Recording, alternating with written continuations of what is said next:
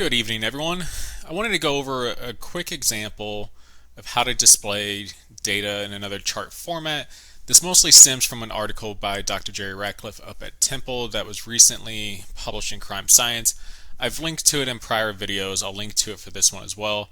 But it's really cool to display data, and this isn't as in-depth as his article is, but Excel does give you some options to do similar things, not to the same capacity or to the depth that he was able to do, but it gives you a quick understanding of what's going on. It's a nice way to visualize different data points. So what you see in front of you are CAD or dispatch calls for 2018 for the city of Little Rock. This is how the police department sent it to me, the crime analyst there. So with that, I have the full calls here, but they already removed duplicates. And when I say duplicates, it's when you have multiple officers per call. So they would come in, the call time, the event duration would all be doubled, sometimes tripled, depending on that. But with that, it has some valuable information in it and you can use duplicates if you want to, depending on what you're trying to do, especially if it's officer allocation and time spent.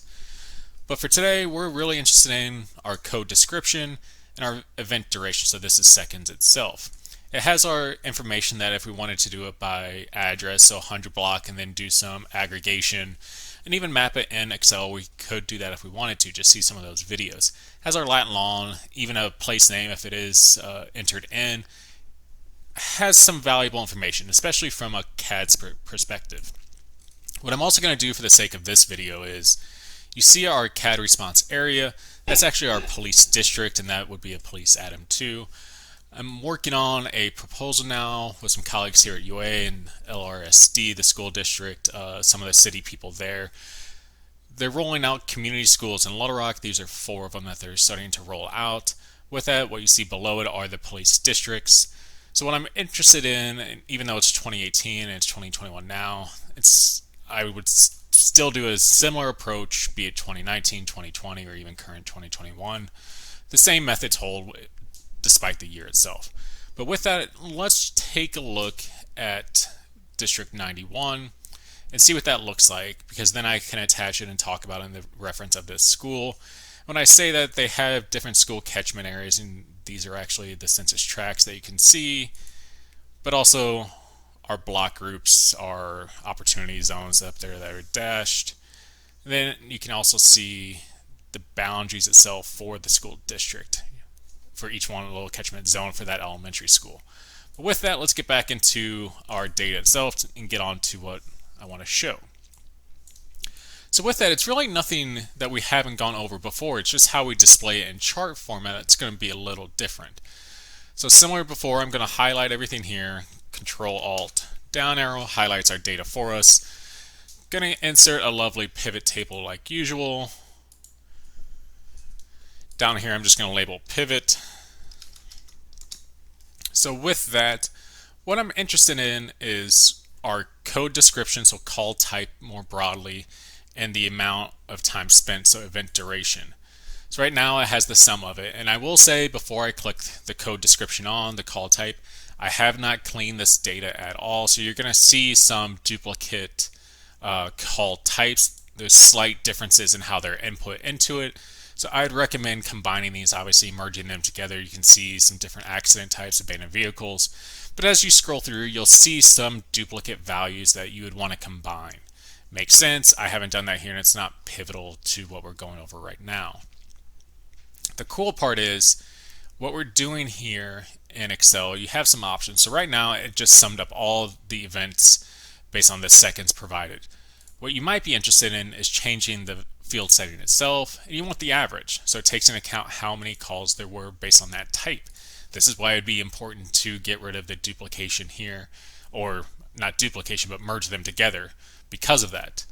Another cool part that we haven't touched on a ton in our prior pivot table applications is, remember the CAD response area? We want that as a filter. And I said we were interested in looking at Police District 91. That's in Southwest Little Rock. So here it brings up that and our CAD response area. If you hit the drop down menu, you can select a certain one. If you want to select more than one, just check the box and you have that option. I'm only interested right now in the Police District 91. And you can see it reduces from that.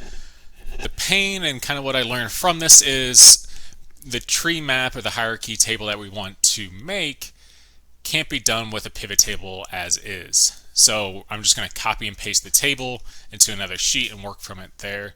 I'm just going to say call type. And right now it's still in seconds, so we're okay with that. I'm going to change it to minutes just to show how fairly easily. With this, keep in mind we don't want the grand total because when we make a table, we don't want that to appear. So I'm just going to copy this, open another sheet, hit paste, and here it's just going to say tree map because that's what we're going to work with today. So with that, I'm just going to space it out so I can see what we're working with.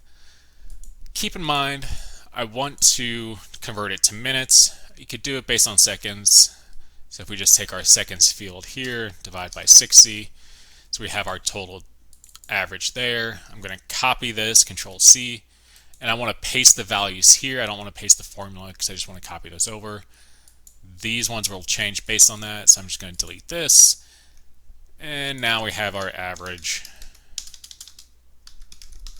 minutes by call type.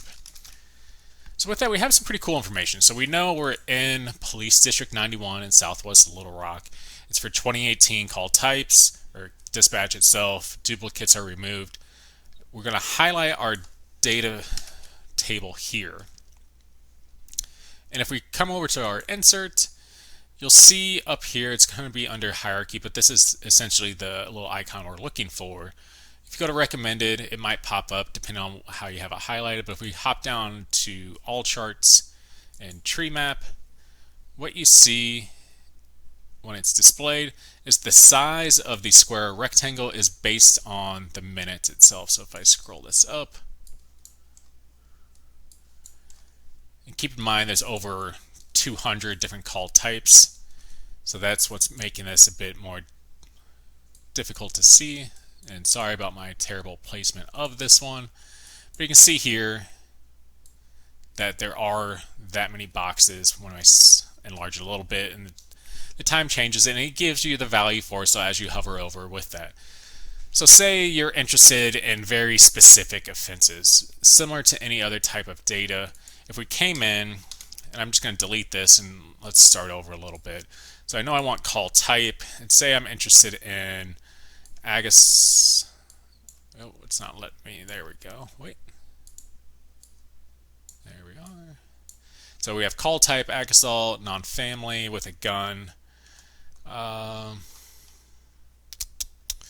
just kind of hopping down to pull a couple different crime types. A forgery of checks. Let's grab that one.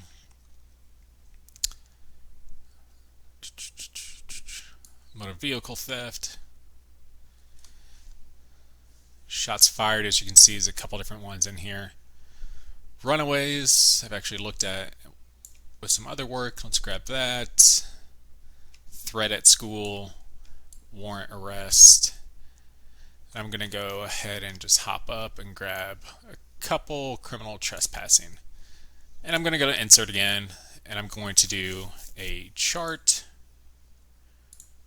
And with that, I'm still going to hop down here. And this just displays it. It's a smaller subset of data, but you can see the size is based on the time part to it. So if we look over here of ag assault of a non-family member with a gun, the average is 174 minutes per dispatch call. If we come over here to criminal trespassing in progress, it goes down to 35 minutes. So this is where it's pretty cool to have another data visualization side to what you're working with. And you can do this a number of different ways. What I'll work on in the next video that I upload is doing something like this, but taking it to the block level so you can see based on each street. We know how much time is spent per block. You can just do that fairly easy at the 100 block and then do this, and I'll show you how to do that. The cool part then would be able to break it down based on call type. So we'll get into some of that, and if there's questions with it, as always, reach out.